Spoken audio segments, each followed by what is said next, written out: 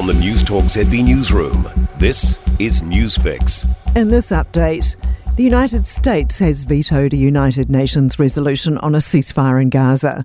The UN Security Council met after a rarely used part of the UN Charter was invoked to bring the Council's attention to a matter believed to threaten international peace and security.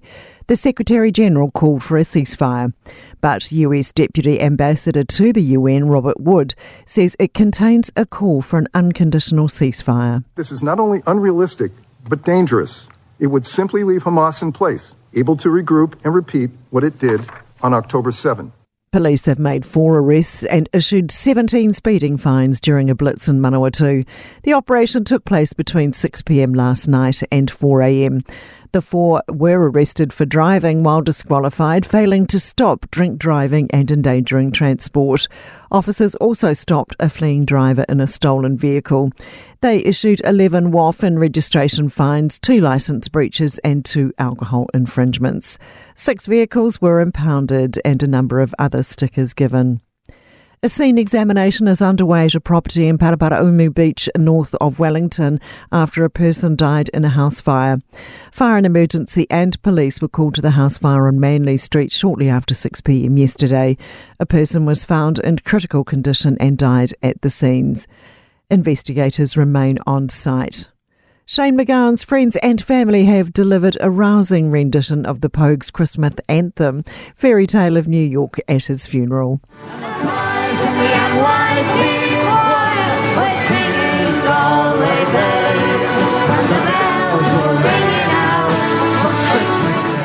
Hundreds of Dubliners earlier lined the streets singing the same classic. Famous friends, including Johnny Depp and Nick Cave, led tributes.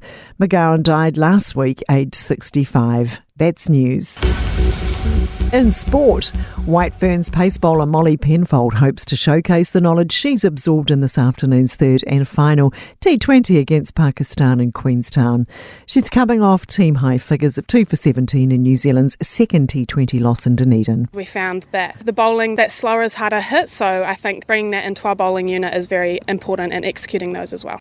First ball is at 1 p.m. A successful title defence at the Ironman 70.3 race in Taupo for New Zealand's Kyle Smith.